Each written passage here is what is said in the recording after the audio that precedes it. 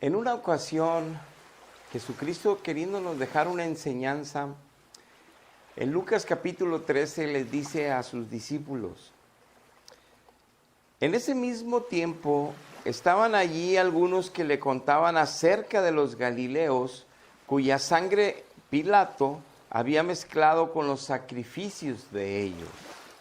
Respondiendo Jesús les dijo: ¿pensáis que estos galileos, porque padecieron tales cosas, eran más pecadores que todos los galileos? Os digo que no. Antes, si no os arrepentís, todos pereceréis igualmente. O aquellos 18 sobre los cuales cayó la torre en Siloé y los mató, ¿pensáis que eran más culpables que todos los hombres que habitan en Jerusalén? Os digo que no. Si no os arrepentís, todos pereceréis igualmente. Muchas veces nos preguntamos por qué les pasan cosas malas a la gente buena, según nuestra apreciación, qué es bueno y qué es malo. Y muchas veces nos preguntamos o juzgamos o tenemos un prejuicio que las cosas a la gente que les va mal es porque se portaron mal. Pero vemos tantos pasajes en la Biblia como a Job y como a tantos personajes bíblicos que eran obedientes a Dios, que amaban a Dios, que seguían los lineamientos que Dios estableció, y también les sucedían cosas malas. Hay muchas circunstancias en esta vida que Dios permite para propósitos de mayor gloria para Él y de mayor bendición para nosotros, para hacernos fuertes, maduros, bien resistentes en la fe, para poder librar todo este siglo malo donde nos tocó vivir, que está todo contaminado y que cada vez está peor. Pero nosotros tenemos un juicio que a la gente que le va mal es porque es pecadora. Y dice Dios, no. Es verdad que Dios estableció en su ley moral que el que hace el mal vivirá en aflicción y en angustia y con problemas toda su vida.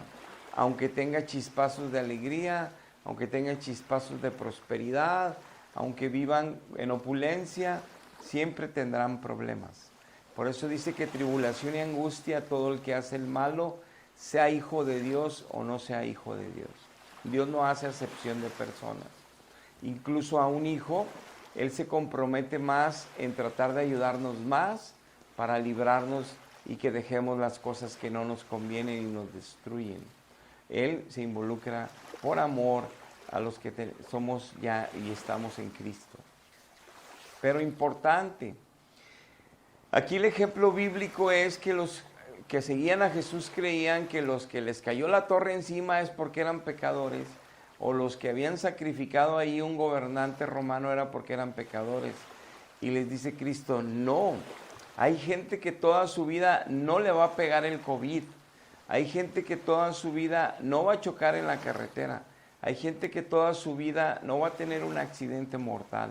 No va a tener una enfermedad terminal. No van a tener la bancarrota total. No van a perder su trabajo. No van a perder su familia. No van a perder sus logros y sus éxitos. Pero sí se van a perder la eternidad en la presencia de Dios. Van a vivir la eternidad en un tormento eterno. Por eso le dice Cristo, si no os arrepentís, van a morir igual que todos los que han muerto. Ya sea unos por accidente, unos porque estuvieron en el lugar equivocado, en el momento equivocado. Lo único que la Biblia nos enseña es que Dios protege a los que están bajo sus alas, a los que obedecen sus preceptos, a los que son guiados por su Espíritu, a los que aman la ley moral de Dios, a los que aman a Dios, el Dios de la palabra eterna, a los que están dispuestos a dejar las cosas pecaminosas en este mundo, en su vida, y morir a sí mismos para tomar la vida de Cristo, la unción del Espíritu Santo, la gracia de Dios Padre, y vivir en victoria y vivir como un testimonio vivo y real de ser de la luz de Jesucristo, como un buen discípulo, como un buen mensajero, como un fiel hijo de Dios. Entonces, no es con nuestra apreciación y nuestro juicio como obtendremos las respuestas de las cosas que acontecen aquí a nuestros vecinos, familiares, amigos, y que nos pueden estar haciendo meditar y creer falsas verdades. No es así. Es entender que todo ser humano hemos nacido lejos de Dios, sin la unción de Dios, sin el Espíritu de Dios, hasta que recibimos a Cristo en espíritu y en verdad. Es porque nos arrepentimos delante de Dios, es donde viene el nuevo nacimiento. Pero arrepentirse es que ya no vamos a estar viviendo como vivimos antes de arrepentirnos. No es como la religión tradicional nos ha enseñado, que cada semana y cada mes podemos arrepentirnos y tomar un ritual, un sacramento, y ya somos perdonados. No. El que es perdonado lo sabe en su espíritu y su vida cambia. Ya hay gracia de Dios, ya hay poder de Dios en ellos para poder vencer lo que no podían vencer antes, lo que no podían dejar atrás antes: la mentira, el engaño, los pleitos, la soberbia, la vanidad, todas las cosas que destruyen a las familias, al ser humano. Entonces, en Cristo hay un cambio progresivo para la gloria de Él y para la bendición nuestra. El consejo hoy, la cápsula de hoy. Dice la Biblia que el hombre cree que es recto, que es bueno en su propia opinión, pero su camino es camino de muerte. Eso dice Dios. Entonces, yo te pregunto, ¿tú ya pudiste dejar la mentira totalmente? ¿Ya pudiste dejar el pensar mal de los demás, el hacer juicio de los demás, el condenar a los demás, el creer que los demás merecen esto y tú no, los demás merecen lo otro y otros sí? O pensar que todos son dignos de misericordia, de amor y de otra oportunidad, como Cristo nos las da. De ahí puedes analizar si realmente tú eres de esos que piensan que las cosas malas le suceden a los malos. No. Todos en esta creación no hay pecados más bonitos que otros, aunque sí hay pecados más que lastiman más al prójimo. Hay pecados que hacen mucho daño a las familias. Sí, es verdad, hay muchos pecados que son muy escandalosos en la sociedad, eso sí.